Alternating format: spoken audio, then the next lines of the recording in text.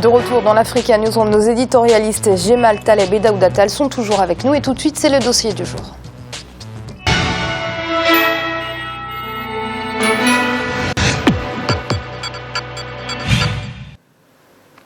Le secteur des télécommunications est en plein essor. En Afrique, cette évolution ne présente pas les mêmes caractéristiques aux quatre coins du continent, mais chaque État dispose d'un organe pour réguler ce secteur.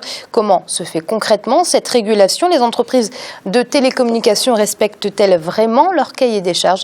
Élément de réponse avec ce reportage de nos correspondants Olive Adjakotan et Emmanuel Milimono. L'évolution fulgurante du secteur des télécommunications est perceptible dans plusieurs pays en Afrique. La libéralisation intervenue entre les années 90 et 2000 a non seulement facilité la création d'entreprises locales, mais aussi renforcé l'implantation de nombreuses firmes étrangères. Les services sont désormais multiples et diversifiés. Quel regard le public porte-t-il sur les prestations des entreprises de télécommunications? Que prévoit le cadre juridique en Guinée et au Rwanda par exemple pour une meilleure régulation? Les infrastructures permettent-elles aux organes de régulation de mieux faire leur travail? Le marché des télécommunications est de plus en plus concurrentiel au Rwanda depuis 2001. Le nombre d'entreprises fournissant des services mobiles et Internet est passé à une vingtaine en 2015. Le pays compte actuellement environ 8 millions d'abonnés dans ce secteur sur une population de près de 12 millions d'habitants. Le réseau de télécommunications MTN reste le leader avec 4 millions de clients. Le Rwanda avait vraiment besoin d'explorer d'autres services dans le domaine des télécommunications. Nous sommes la première entreprise de télécommunications à avoir introduit les forfaits d'appel, le mobile money et bien d'autres produits pour l'épanouissement de notre clientèle. Globalement, nous respectons le cahier de charges et notre politique ne changera pas dans ce domaine. La pénétration de la téléphonie mobile est de 73% au Rwanda et celle de l'Internet fait un peu plus de 30%. Selon le ministère de la Jeunesse et des TIC, 6 millions de Rwandais possèdent un compte bancaire aujourd'hui grâce au mobile banking. Les abonnés utilisent en moyenne 1000 minutes par an au niveau des appels téléphoniques. Les clients ont envoyé 7,4 milliards de messages via téléphone en 2014, selon les autorités de régulation. Mon réseau préféré, c'est Tigo. J'aime souscrire à leur promotion d'appel à moindre coût. Mais je pense que Tigo devrait quand même améliorer la qualité de son réseau, car il est parfois instable dans certaines parties du pays. J'utilise l'MTN Mobile Money pour envoyer l'argent ou on m'envoie l'argent. J'aimerais que l'MTN fait un grand effort sur l'Internet, car souvent il y a problème de connexion. La majorité des gens se lamentent sur la connexion d'MTN. La régulation des télécommunications au Rwanda est l'affaire de l'autorité rwandaise de régulation depuis 2002. Elle veille au respect de la législation en vigueur dans le secteur. Cette structure a privilégié le partenariat avec les consommateurs pour mieux suivre les prestations des entreprises de téléphonie mobile et des fournisseurs d'Internet. Elle dispose également de matériel technique de qualité depuis 2010 pour mieux réguler le secteur. Nous avons des équipements qui nous permettent de circuler à travers le pays et savoir si cet endroit est couvert ou pas. Nous pouvons aussi déterminer la qualité du service de par les équipements que nous avons ici. Ce que nous faisons, en fait, ce sont des véhicules où nous avons des équipements de télécommunication qui font des appels et qui, à chaque moment, nous disent la qualité de la voix, les appels qui s'opèrent et tout ça. Donc, techniquement, nous sommes très bien outillés pour pouvoir suivre ce qui se passe sur le terrain. En Guinée, l'autorité de régulation des postes et télécommunications a vu le jour en 2005 pour veiller au respect des dispositions légales en la matière. Elle se charge également de l'attribution et du retrait de licences aux entreprises de télécommunications. Les lois régissant ce secteur ont connu un toilettage en août 2015. Le régulateur s'est même engagé à réduire de manière significative la fraude télécom dans le pays dès 2016. Quand il y a des dispositions légales et réglementaires qui ont été établies par l'État, essayer de faire une lecture positive avec eux, une compréhension commune avec eux, pour qu'à chaque fois, on puisse privilégier le dialogue, la concertation, l'intermédiation. Le nombre d'abonnés des compagnies de télécommunications connaît une augmentation de 0,8 à 1% par mois au Rwanda. La législation rwandaise prévoit des pénalités de 500 000 à 5 millions de francs rwandais par jour pour la mauvaise qualité des services d'une société de télécommunications. Le retrait de la licence est aussi possible en Guinée comme au Rwanda pour des manquements graves. Les autorités rwandaises ont déjà eu recours à cette sanction au moins 2 fois en 12 ans.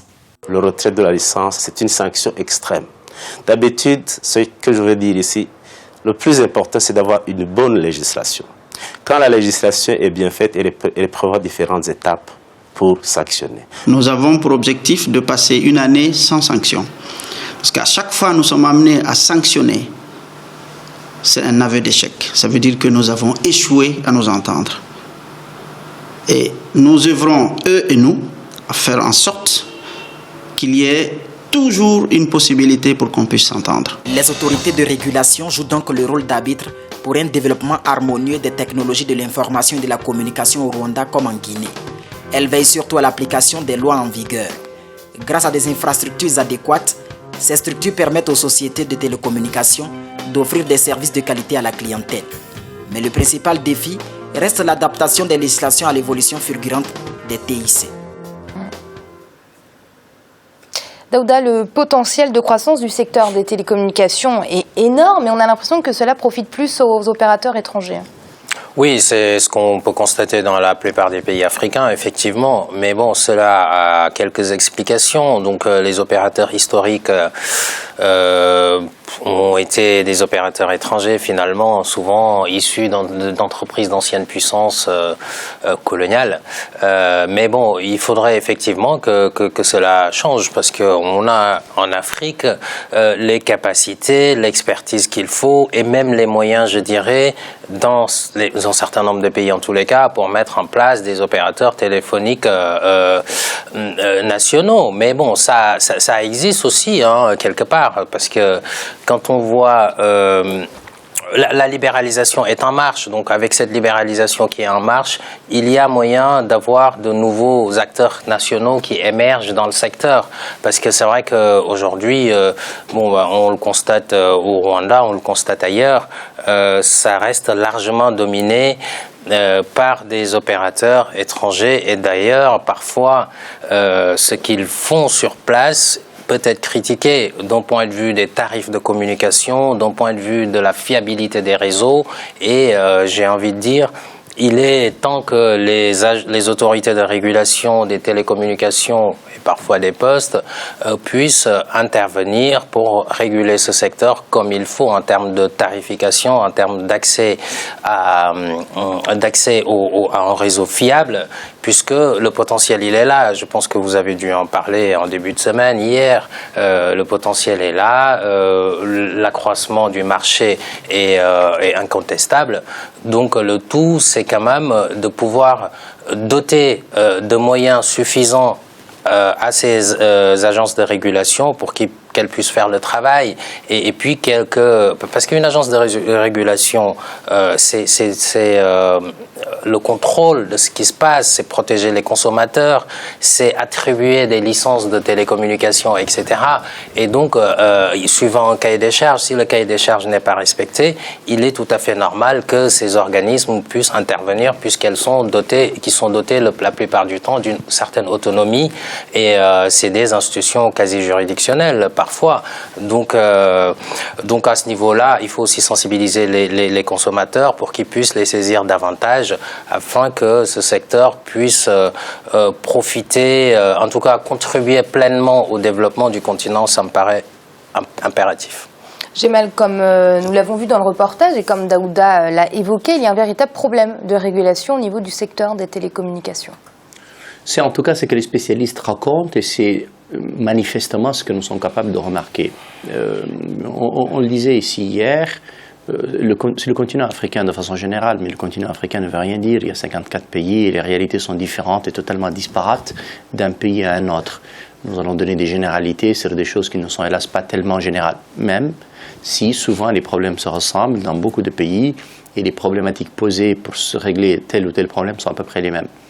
Le régulateur est faible, les législations sont dépassées et très souvent l'opérateur ou que certains opérateurs sont plus puissants que les États et les opérateurs réunis, les régulateurs réunis, ce qui donne évidemment une situation très compliquée. Quand vous régulez des gens qui sont beaucoup plus puissants que vous, qui vous entendent, qui vous écoutent parfois même pas, votre tâche, votre rôle devient évidemment assez faible. Ce que je dis là est valable pour certains pays, il est loin d'être valable pour beaucoup d'autres pays.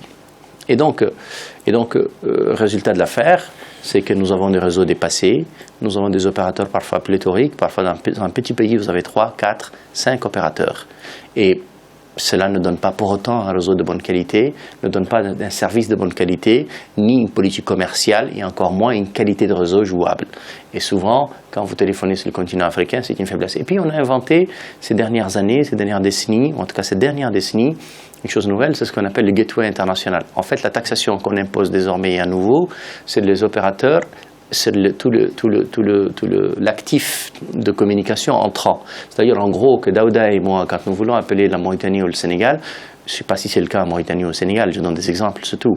Nous sommes souvent taxés, nous sommes dans l'obligation, en tout cas nous, les diasporas, de payer une surtaxation supplémentaire pour payer nos pays. Parce qu'en fait, c'est généralement là où il y a un truc supplémentaire à gratter. Évidemment, on ne l'apprend pas à nous, on l'apprend à l'opérateur dont nous utilisons les services à l'étranger. Mais enfin, il nous la répercute tout de suite. Et donc, ça donne là, encore une fois, une communication intérieure très chère, une communication internationale très chère et un accès aux services encore plus cher. Et puis, ne vous hasardez même pas, je le disais hier, à regarder sur Internet. Alors, sur Internet, c'est une bérésina absolue, mais sur le continent de façon générale. Et donc, autant le téléphone a connu un développement fulgurant ces dernières années, autant tout le service à côté ne l'a pas totalement connu. Et puis nous arrivons aujourd'hui, je crois, à la fin d'un cycle. Nous avons donc des opérateurs assez nombreux, un réseau de mauvaise qualité, une crise mondiale de l'économie de la télécommunication.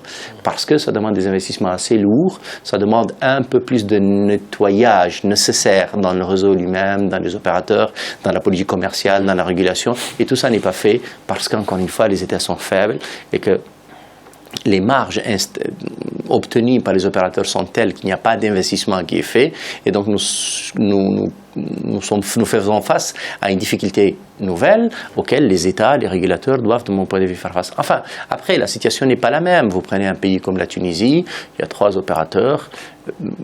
L'opérateur public historique, paraît-il, ne fonctionne pas très bien. Les autres fonctionnent plutôt pas trop mal. Vous prenez l'Éthiopie, je le citais hier, le Rwanda, il y a un opérateur par pays qui fonctionne admirablement bien. Le taux de pénétration est parmi les plus élevés du continent. La qualité du réseau est très bonne. Le coût de la communication n'est pas des plus chers. Et donc, nous devrions, de mon point de vue, prendre exemple, en tout cas les régulateurs, enfin le régulateur dans un pays comme l'Éthiopie ne veut rien dire, il y a un seul opérateur. Et donc, en tout cas, l'obligation, nous l'avons, les pays en tout cas l'ont, de prendre exemple sur ces pays-là pour encore une fois mettre à plat ce secteur qui est important, qui est vital, et donc le développement n'est pas terminé. Je disais tout à l'heure, le taux de pénétration est à 40%, c'est-à-dire qu'il y a 60% en moyenne de nos pays qui n'ont pas accès à la téléphonie mobile, ne parlons même pas de la téléphonie cellulaire. Et donc il y a un travail de mon point de vue qui n'est pas terminé, mais on a besoin encore une fois de le refaire et de le développer. Daouda, quand on voit le secteur des télécommunications dans certains pays, quand on voit l'état de ce secteur, il faudrait investir massivement pour le rendre plus efficace. Mais certains pays africains, on doit le dire, n'ont vraiment pas les moyens d'investir dans le secteur des télécommunications. C'est loin d'être une priorité pour eux. Oui, Amira, la question des moyens se pose, mais après, j'ai envie de dire, c'est une question de choix d'investissement judiciaire aussi, puisqu'on investit dans des choses qui n'apportent pas grand-chose finalement dans les pays. Il y a de l'argent, il y a des budgets conséquents, je ne parle pas de la demande sociale, mais il y a des choix d'investissement parfois dans certains pays qui sont faits et on se demande la pertinence économique.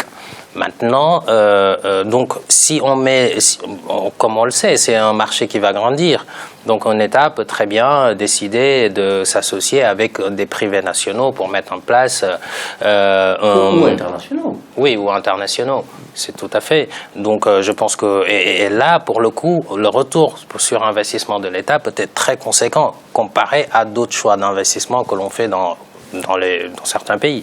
Et puis, en dehors de ça, bon voilà, si l'État n'y arrive pas, l'État peut faire appel aussi à des opérateurs historiques. Aujourd'hui, les opérateurs tapent à la porte des pays africains. Et d'ailleurs, souvent, il y a des pays qui refusent d'octroyer, ou en tout cas qui rendent plus dures les conditions pour octroyer une licence. Je pense que si un pays comme... je sais pas, je prends un pays comme le Sénégal. Si le Sénégal dit je fais un appel d'offres pour un 4e opérateur, par exemple, ou un 5e opérateur, je pense que il va y avoir des soumissions, puisque voilà, c'est pareil pour le Rwanda ou d'autres.